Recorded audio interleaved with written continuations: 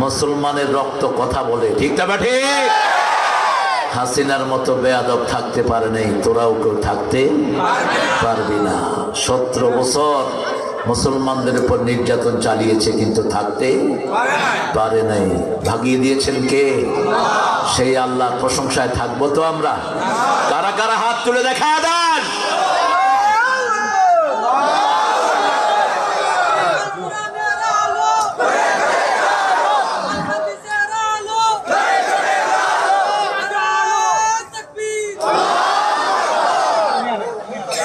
Police ভাইরা বহু ঢং ঢং করেছো সিলেটের প্রোগ্রাম নিয়ে, বিশেষ করে পড়ালেখার প্রোগ্রাম নিয়ে।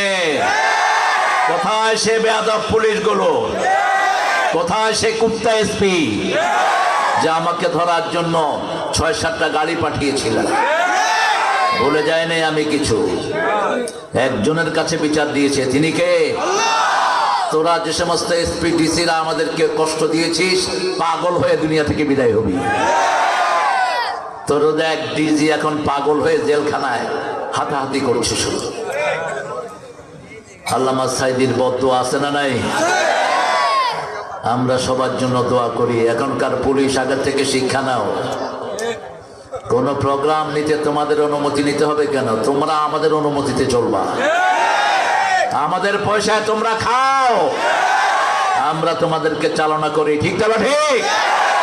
বিগত 17 বছর যে বেয়াদবি করেছো, তওবা করো আল্লাহর কাছে। বেয়াদবির উচিত শিক্ষা কে দিয়েছেন? তবে আমরা দোয়া করি ভালো পুলিশ হও, ভালো মানুষ হও, মানুষকে খেদমত করো। খুশি হবেন কে? 3টা তাসবিহ করে আমি সামনের দিকে অগ্রসর হব ইনশাআল্লাহ। গতকালকেও মাহফিল হয়েছে, এসেছে সাইফুল্লাহ, আব্দুল হাই, সাইফুল্লাহ, শেখ সিফাত হাসান, দুইটা একই লাইনের লোক, সরকারের বন্ধু মানুষ।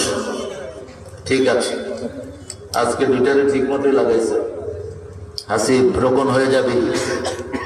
আমার কথা স্পষ্ট, যেই তোকমার জন্য মাইর খেয়েছি সেই তোকমা শরীরে ভালো করে লাগাবো। কথা বলেন না কেন? ইসলামের তোকমা শরীরে ভালো করে লাগাবো ইনশাআল্লাহ। ইসলামের জন্যই তো 5 বছর আমাকে হাসিনা দেশে ঢুকতে দেয়নি। ইসলামের জন্যই 14টা মামলা দিয়েছে, বেশি দেয়নি। এখন আল্লাহ যে তোমাদের কতটা দিবে তার হিসাবে তুমি করতে পারবে না। লোক মারা যায় ঢাকায়, আর আমি ইংল্যান্ডে, আমার নামে মামলা হয়। আল্লামা সাইদির নামে মামলা হয়, জিনার মামলা। যে মেয়েটিকে মামলায় দিয়েছে, মেয়েটির জন্ম হলো 75-এ, কাম করছে কবে? 71-এ। এই ছিল বিগত সরকার।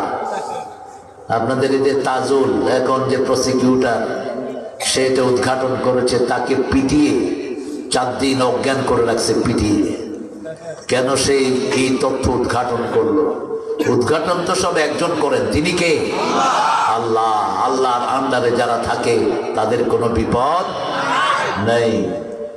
আমরা প্রথম তাসবিহটা পড়বো, নিচ থেকে আরশ পর্যন্ত আল্লাহ আকাশের দুয়ারগুলো খুলে দিবেন। পড়েন আল্লাহু আকবার কবীরা, আলহামদুলিল্লাহ।